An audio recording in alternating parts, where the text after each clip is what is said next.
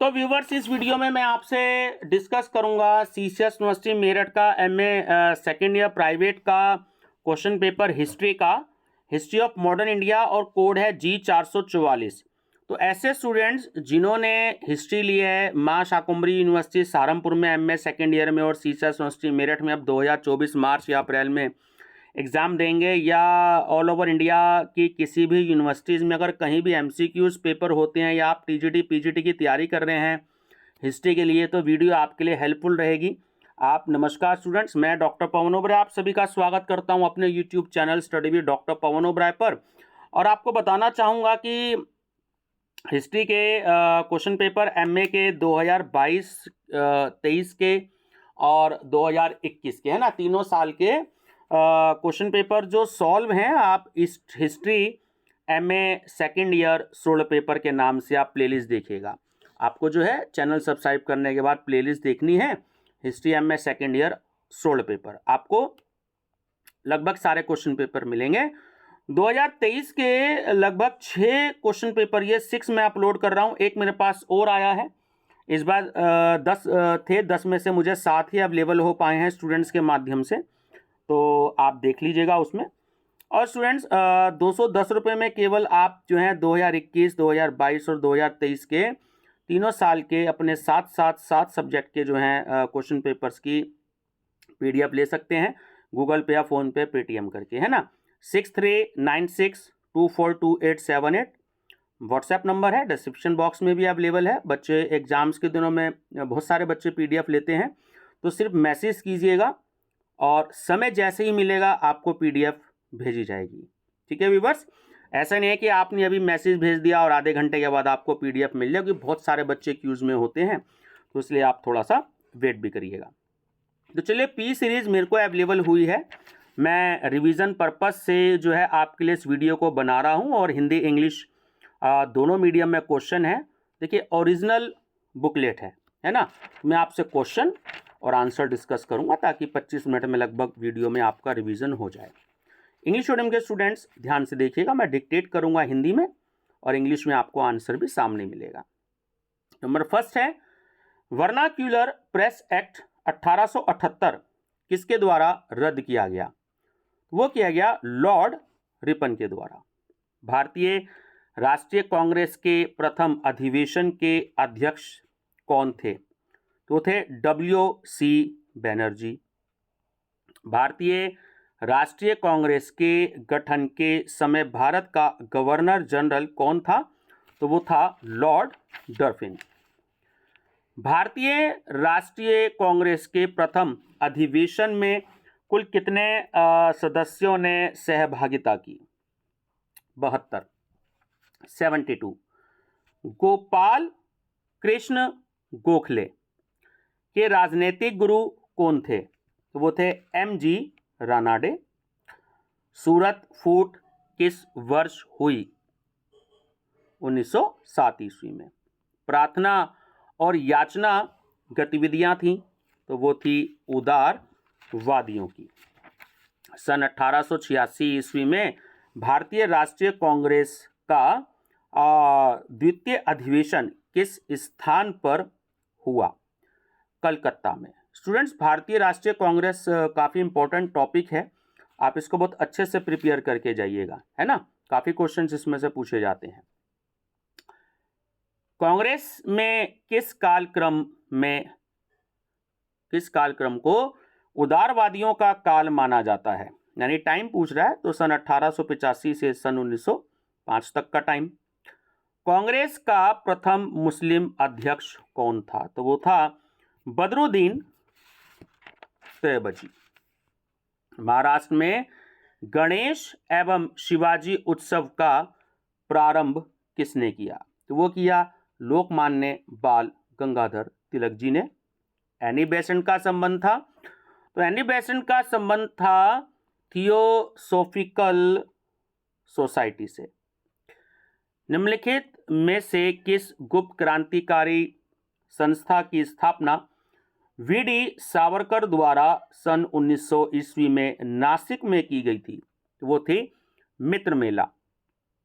भारतीय राष्ट्रीय कांग्रेस की पहली महिला अध्यक्ष कौन थी? तो वो थी एनी बेसेंट। सन 1905 में स्थापित सर्वेंट्स ऑफ इंडियन सोसाइटी के संस्थापक कौन थे? तो वो थे गोपाल कृष्ण गोखले। दादा भाई नौरोजी द्वारा कांग्रेस के किस अधिवेशन में स्वराज शब्द का प्रयोग प्रथम बार हुआ? यह हुआ सन 1906 ईस्वी में कलकत्ता में। भारत का पितामह किसको कहा जाता है? दादा भाई नौरोजी को। निम्नलिखित में से कौन सा कारण उग्रवाद का उदय का कारण नहीं है? तो वो है कांग्रेस के प्रति सरकार का सहयोगात्मक रवैया। निम्नलिखित में से किस नेता को सन 1908 में गिरफ्तार कर 6 वर्ष के लिए जेल भेज दिया गया? तो वो था बाल गंगाधर तिलक। निम्नलिखित में से कौन एक उग्रवादी नेता नहीं था? तो वो था W.C. बैनर्जी। ये नारा किसने दिया कि स्वराज मेरा जन्मसिद्ध अधिकार है और इसे मैं लेकर रहूंगा? तो आप सब जानते ही होंगे, लोकमान्य बाल गंगाधर तिलक। धन निष्कासन का सिद्धांत किसने दिया? तो वो भी दादा भाई नौरोजी ने दिया। निम्नलिखित में से किस स्वतंत्रता सेनानी को 1908 ईस्वी में अलीपुर सेंट्रल जेल में फांसी की सजा दी गई? तो वो दी गई खुदीराम बोस को। बंगाल का विभाजन किस वर्ष रद्द किया गया? तो वो किया गया 1911 ईस्वी में। कलकत्ता के स्थान पर दिल्ली को कब भारत की राजधानी बनाया गया? तो ये भी 1911 ईस्वी में। 1912 ईस्वी में दिल्ली के चांदनी चौक में लॉर्ड हॉर्डिंग्स की कार पर बम किस क्रांतिकारी ने फेंका? तो वो रास बिहारी बोस ने फेंका। 1916 का लखनऊ समझौता हुआ था, तो वो बाल गंगाधर तिलक और M.A. यानी कि मोहम्मद अली जिन्ना के मध्य। 1916 ईस्वी में मुस्लिम लीग एवं कांग्रेस को आपस में मिलाने हेतु किसने महत्वपूर्ण भूमिका निभाई? वो भी बाल गंगाधर तिलक ने। 1916 ईस्वी के देखिए 4 क्वेश्चन आ चुके हैं अब तक, ये चौथा क्वेश्चन है 1916 ईस्वी का, ठीक है ना। तो अच्छे से इस ईयर के बारे में जो भी आपके पास कोई बुक या स्टडी मटेरियल है तो अच्छे से प्रिपेयर कर लीजिएगा। तो 1916 ईस्वी के लखनऊ अधिवेशन में कांग्रेस का अध्यक्ष कौन था? तो वो था अंबिका चरण मजूमदार। 1915 में महात्मा गांधी किस देश से भारत वापस आए? दक्षिण अफ्रीका से ना, साउथ अफ्रीका। 1918 ईस्वी के खेड़ा आंदोलन का नेता कौन था? महात्मा गांधी। गांधी जी द्वारा खेड़ा सत्याग्रह का प्रारंभ करने का कारण क्या था? तो वो था कि फसल अच्छी न होने पर भी जबरदस्ती भूमि कर की वसूली। विधान परिषद के सभी भारतीय सदस्यों के विरोध के बावजूद ब्रिटिश सरकार द्वारा कौन सा अधिनियम पारित किया गया? तो वो था रॉलेट एक्ट। अभिनव भारत समाज की स्थापना किसने की? वी.डी. सावरकर ने। सर करजन वायली को किसने मारा? तो वो मारा मदनलाल ढींगरा ने। खुदाई खिदमतगार की स्थापना किसने की? तो वो करी खान अब्दुल गफ्फार खान ने। उन क्रांतिकारियों के नाम बताइए जिन्होंने 1929 ईस्वी में केंद्रीय असेंबली में बम फेंका था। भगत सिंह और बुटकेश्वर दत्त ने। निम्नलिखित में से किस गवर्नर जनरल का संबंध सांप्रदायिक पंचाट से है? तो वो है मैकडोनाल्ड का। मुस्लिम लीग ने मुक्ति दिवस कब मनाया? तो वो मनाया 22 दिसंबर 1939 ईस्वी में। किस आंदोलन के समय गांधी जी ने करो या मरो का नारा दिया? वो दिया भारत छोड़ो आंदोलन के समय। अगस्त क्रांति का संबंध महात्मा गांधी के किस आंदोलन से है? तो वो है भारत छोड़ो आंदोलन। कौन सा सरकारी अधिनियम मॉन्टेग्यू चेम्सफोर्ड रिफॉर्म्स के नाम से जाना जाता है? वो 1919 का अधिनियम। जलियांवाला बाग की दुर्घटना कब हुई? तो ये हुई 13 अप्रैल 1919 ईस्वी को। ठीक है। जलियांवाला बाग हत्याकांड की जांच हेतु किस आयोग का गठन किया गया? तो वो था हंटर कमीशन। दयानंद एंग्लो वैदिक कॉलेज के संस्थापक कौन थे? तो वो थे महात्मा हंसराज। निम्नलिखित में से किस भारतीय सदस्य ने जलियांवाला बाग हत्याकांड के उपरांत वायसराय की कार्यकारिणी परिषद से इस्तीफा दे दिया था? तो वो थे सी शंकरन नैयर। निम्नलिखित में से कौन सी घटना सन 1919 ईस्वी में घटित नहीं हुई? तो वो था असहयोग आंदोलन।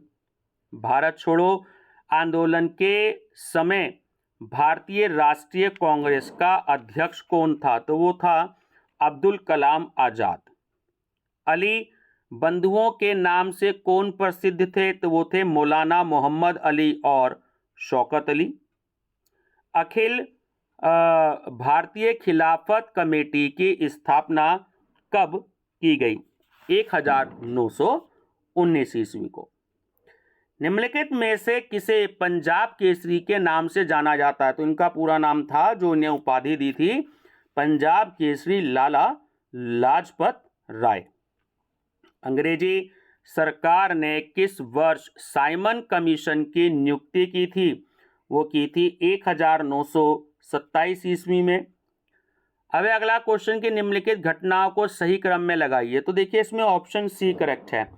पहले नंबर पे हुई थी जलियांवाला बाग हत्याकांड, उसके बाद हुआ था तीसरे नंबर का खिलाफत आंदोलन, उसके बाद हुआ था साइमन कमीशन, और उसके बाद हुआ था गांधी इरविन समझौता, है ना। 1 3 2 4।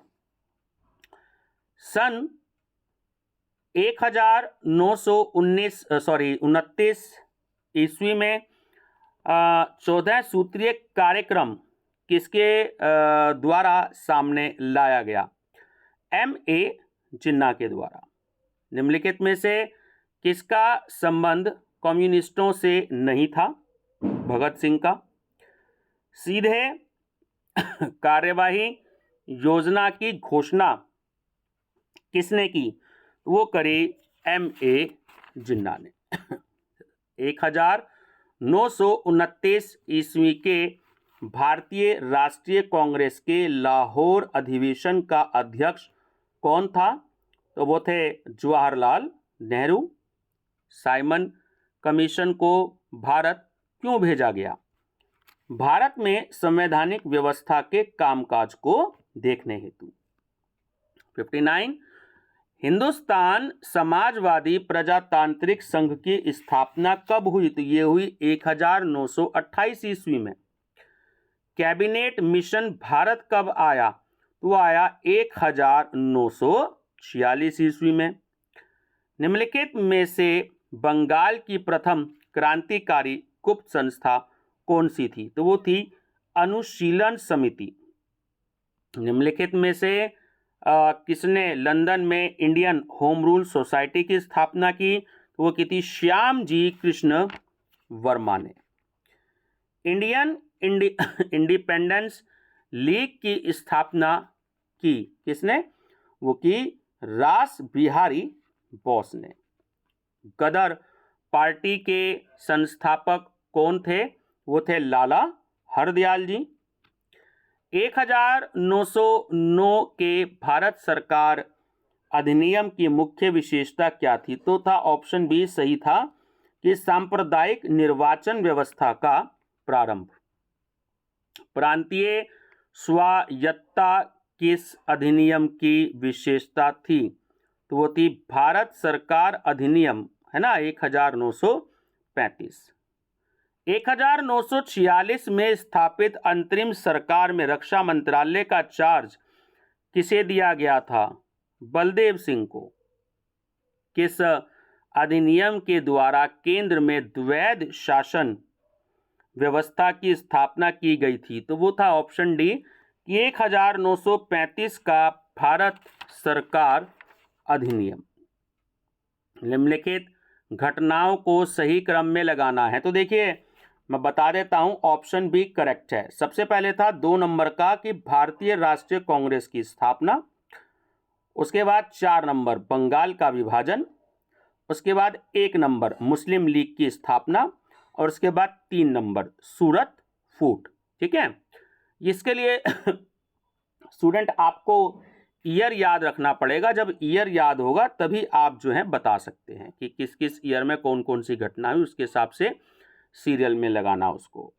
संविधान भारत की पहली बैठक कहां पर हुई? नई दिल्ली में। भारत में प्रकाशित होने वाला पहला समाचार पत्र था तो वो था दी बंगाल गजट।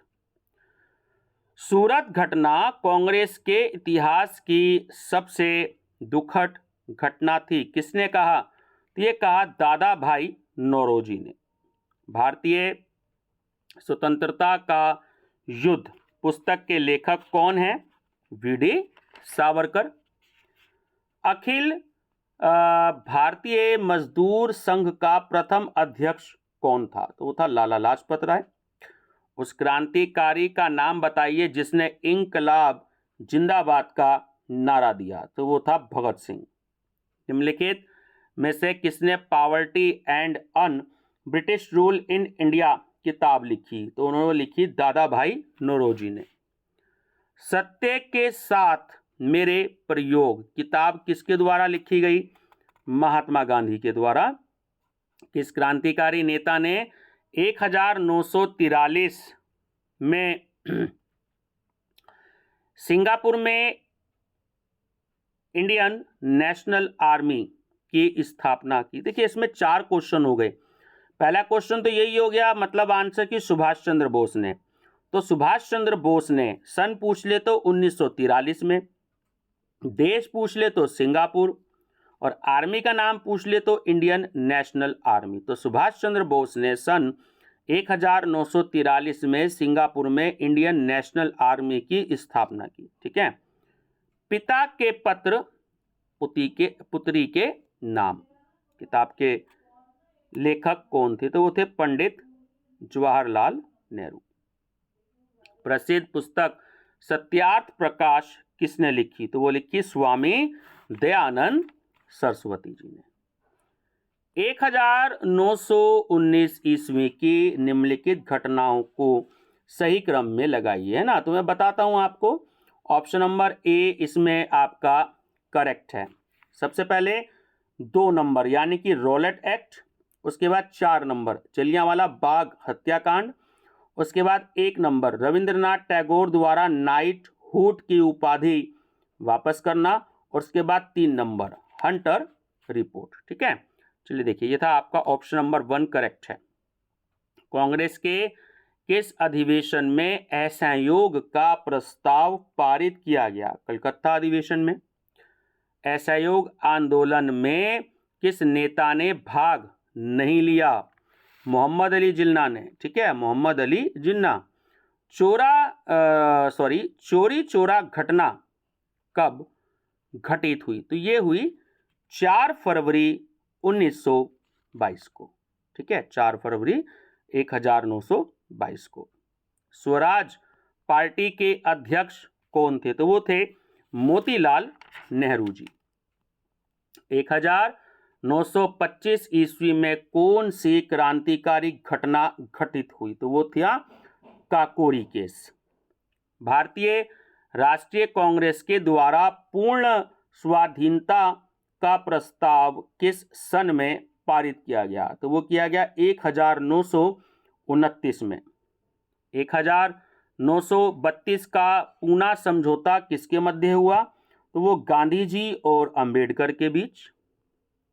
महात्मा गांधी ने वल्लभ भाई पटेल को सरदार की उपाधि किस समय प्रदान की? तो वो थे बारदोली सत्याग्रह। देखिए डी नंबर का ऑप्शन था, बारदोली सत्याग्रह।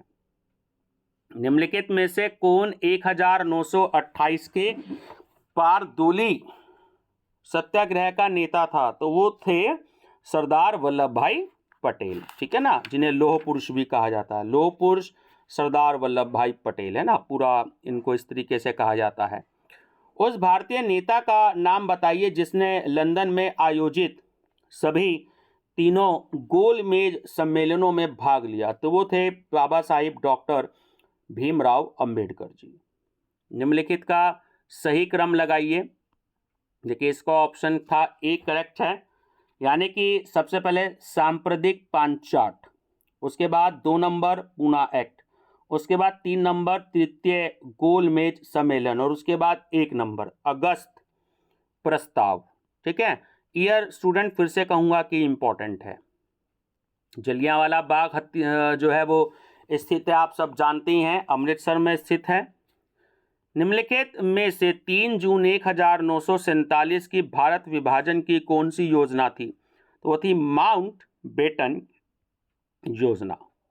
निम्नलिखित में से कौन प्लेन्ड इकोनॉमी फॉर इंडिया किताब के लेखक हैं? तो वह है डॉक्टर विश्वेश्वरैया। ठीक है, ऑप्शन ए। भारतीय राष्ट्रीय कांग्रेस की स्थापना का तत्कालीन कारण क्या था?